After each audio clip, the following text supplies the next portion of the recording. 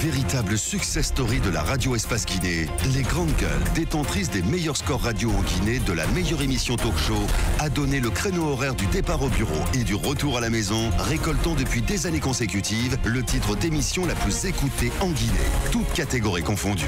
Un grand total de plus de 5 millions d'auditeurs ont été fidèles au talk show Les GG, diffusé jour après jour sur toutes les stations du réseau Adafo Média de 9h à 10h30, un exploit qui restera longtemps dans les annales de la bande FM en Guinée. Merci de nous rejoindre dans la deuxième partie de cette émission. Vous êtes du côté de Cancan. Vous nous recevez sur place le 99 à modulation de fréquences. Dans un instant, on va s'intéresser, donc on va prendre la direction de Fria.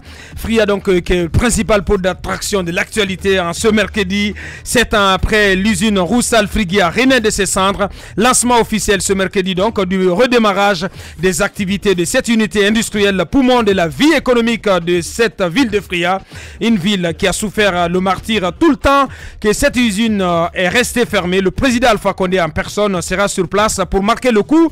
Toutefois, au-delà des célébrations, il y a la situation des ex-membres du syndicat des travailleurs de l'usine, ceux-là même qui ont été accusés, pointés du doigt d'avoir été à l'origine de la grève, de la maudite grève qui a débouché sur la fermeture de celle-ci. Sont-ils repris au sein de l'usine? Quel est leur vécu quotidien depuis l'arrêt de l'usine? Entre autres questions que nous allons poser tout à l'heure à notre invité par téléphone depuis Fria, M. Kabiné Barry. Il est ex-membre du syndicat des travailleurs de Roussal Frigia.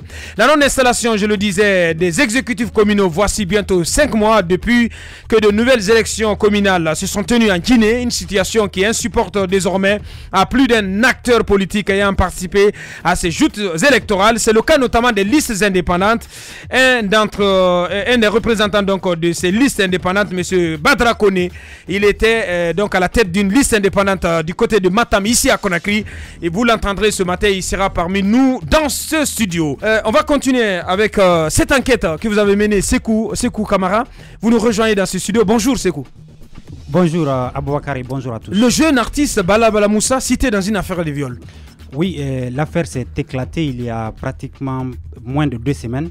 Donc au départ, on n'a pas pu traiter le sujet parce qu'on n'avait vraiment pas les tenants et les aboutissants du sujet. Mais cela ne nous a pas empêché de suivre le dossier parce que le viol, c'est vraiment une préoccupation dans notre pays. Ça se passe tant à Conakry qu'à l'intérieur du pays. Donc quand on a appris hier que le projet est saisi du dossier, je me suis rendu à ce service pour comprendre un peu ce qui s'est passé. Et je suis allé, j'ai rencontré le directeur. Et qui a saisi le projet? Et c'est pas les parents de la victime, mais plutôt c'est le conseiller à la sécurité de l'ambassade de France qui est allé en compagnie des parents de la victime qui sont allés voir le directeur. Ça veut dire que la victime elle est française, elle est dans nationalité française? Non, elle est guinéenne. Mais puisqu'ils étudient à l'école française, ça s'est passé là-bas dans les toilettes. C'est pourquoi il est allé en compagnie des parents de la victime. Donc on a demandé à savoir un peu plus. Le directeur n'a pas souhaité s'exprimer au micro, mais il a dit, il a quand même il a confié beaucoup d'informations par rapport au dossier. Il m'a montré les rapports concernant le dossier. Et il m'a dit, parce que quand il a été saisi, lui aussi il a confié le dossier à un officier de son service qui a travaillé sur le dossier. Il a fait appel à ce dernier qui est venu aussi me donner beaucoup d'informations. Donc, pour la première fois, quand ils ont été saisis, l'officier qui a été désigné par le directeur pour parler du dossier, a entendu la fille, la victime et ses parents, et qui a dit qu'elle a été effectivement violée. Après, puisque lui, il n'est pas expert, il m'a dit, selon ses explications, il n'est pas expert, il a orienté la fille à la médecine légale. C'est d'après les explications qu'il m'a données.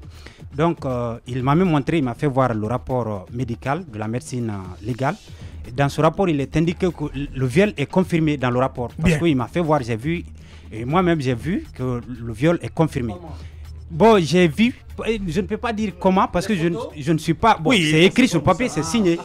C'est signé, je ne suis pas médecin pour savoir ce qui s'est réellement passé. Mais j'ai vu le rapport. Et dans le rapport, le viol est confirmé. À l'aune du rapport médical, c'est confirmé qu'il y a eu viol. Voilà, et quand ils ont su que... Parce que quand le rapport est venu, ils ont jugé nécessaire de saisir l'accusé, qui est Bala Moussa et ses parents.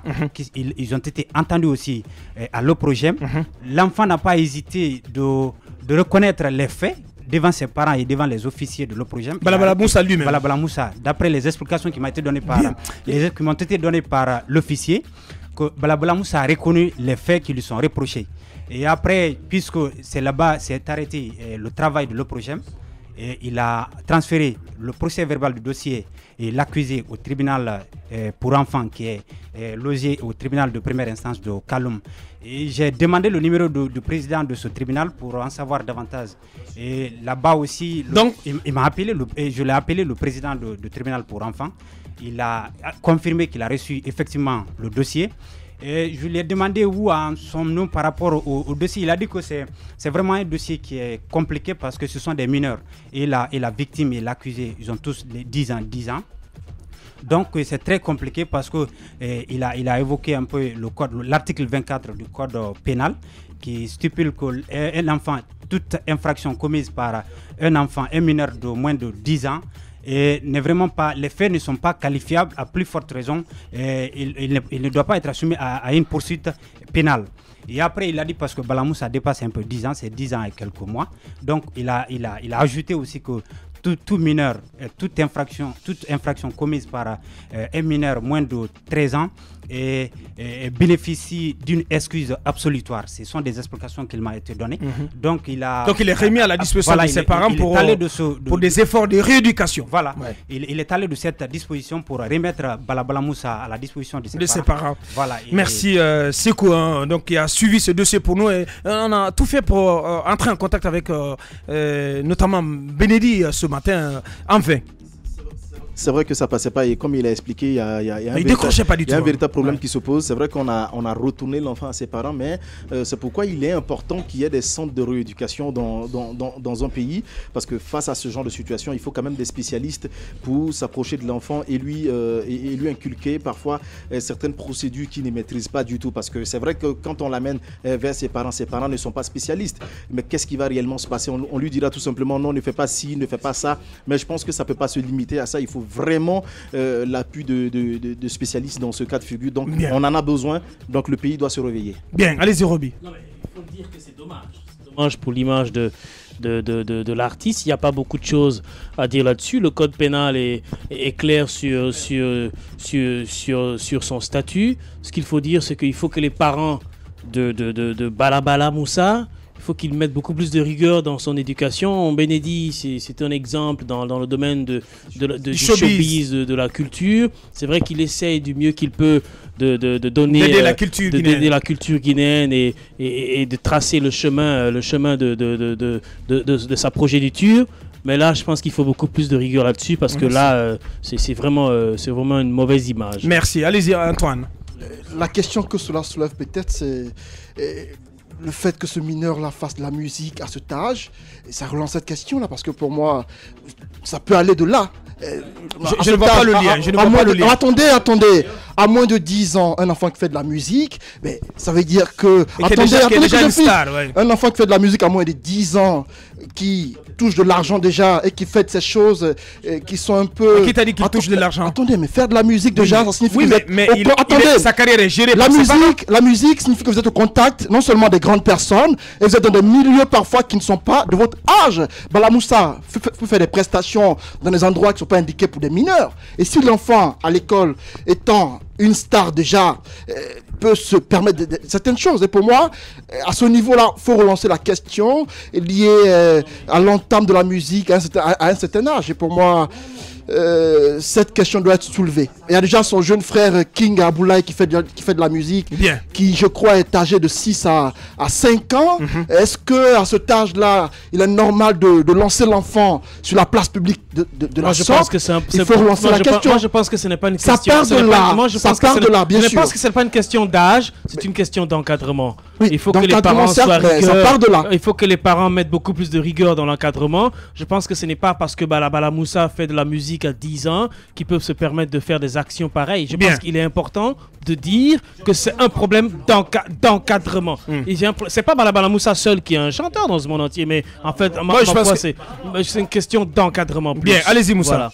Je suis d'accord avec vous, ça n'a pas un lien avec la musique. Pas du tout, avec sa carrière. Je sais que Benedi, à un moment donné, il était assez rigoureux par rapport à l'encadrement de son fils. Il a même interdit les concerts à un moment donné parce qu'on avait eu besoin, je pense, pour un spectacle de l'enfant. Mais il a dit que l'enfant ne chante pas pour l'heure parce qu'il est en train de faire des cours, des cours à domicile. Donc il y a un répétiteur, donc c'est pas possible. Je pense qu'il doit être encore plus rigoureux et être plus vigilant là-dessus. Ouais. Nous, à l'enfance en Côte d'Ivoire, on avait un bébé qui chantait. Qui mon bébé. Qui mon bébé. C'était quand même un bébé, ça. Donc nous, on a dansé avec cette musique. Bien. Mais c'est ce qu'on va faire ce matin. On va essayer d'appeler son papa, Bénédit Record, donc en direct dans cette émission. Bonjour Bénédit. Bonjour Ahmed, ça va? Bien, merci de répondre à nos questions. Et je disais à l'antenne tout à l'heure que depuis hier jusqu'à ce matin, la rédaction mais aussi l'équipe des Grandes Gueules ont essayé de vous appeler, de vous joindre par rapport à cette actualité concernant votre enfant. Mais en vain, au Bénédit, parce que personnellement, moi-même, je vous ai contacté, je vous ai appelé à 2 ou 3 reprises, vous n'avez pas décroché. Alors, que pensez-vous de cette actualité qui concerne votre enfant Balabala Moussa? Ok. Merci d'avoir nous donné la parole. Et aujourd'hui, dans l'équipe de Grandes Gueules, la plupart qui sont en train de faire l'émission la connaissent qui est Bénédit. Comment une fois je suis même dans mes propres affaires, je suis beaucoup méfiant. Aujourd'hui, on parle de la musique d'abord, de mes enfants. Si c'était un footballeur aujourd'hui, mais si ces enfants ont 5 ans, 6 ans, jouent au football, tout le monde apprécie. Mais comme c'est la musique, c'est compliqué. Moi, mes enfants, ils ont choisi de la musique, ils vont le faire. Mais je donnerai toute l'éducation qu'il faut donner à un enfant. Ils vont à l'école, ils étudient, ils sont là, ils ne font même pas de limite. Ils sont tous à la maison. Après l'école, c'est les révisions. Ils font la musique et le week-end. Et les vacances, soit les congés. Ce n'est pas leur métier. Ils le font parce que c'est leur loisir aussi.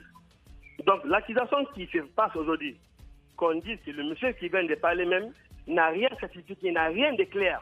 Parce qu'il parle, si j'aurais appris, l'autre, si Balamoussa a été accusé, ça devait être... Non, Bénédit, il faut qu'on soit un peu logique dans ce qu'on dit. Le journaliste est allé auprès de l'OPROGEM, de la source, qui lui a brandi des documents et qui établissent effectivement qu'il y a eu cette action au niveau de l'école française. Est-ce qu'il y a eu viol ou pas? Il n'y a pas eu cette action à l'école française, monsieur, parce qu'il y a eu une accusation sur Balamoussa. Et en plus, on est parti. L'école a fait ses enquêtes. Après l'enquête de l'école, madame a dit, effectivement, l'heure que la fille, elle a dit, la fille même, et que Balamoussa était en classe.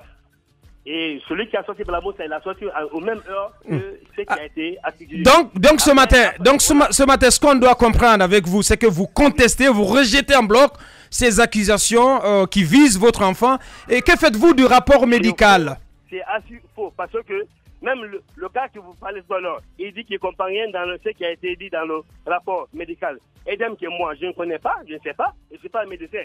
Voilà. Vous avez vu ou pas le rapport de la police et le rapport médical? Monsieur, on a été Balamoussa, ce qui vient de nous, Balamoussa a reconnu. C'est pas vrai. Balamoussa, pour la première fois, c'est moi-même. Quand ils m'ont dit ça à l'école, je suis venu, je l'ai menacé de me parler.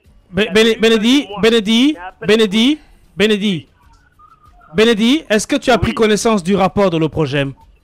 Mon frère, j'ai été. Balamoussa n'a rien fait. Est-ce que tu as pris connaissance du rapport médical qui a établi qu'il y a eu viol?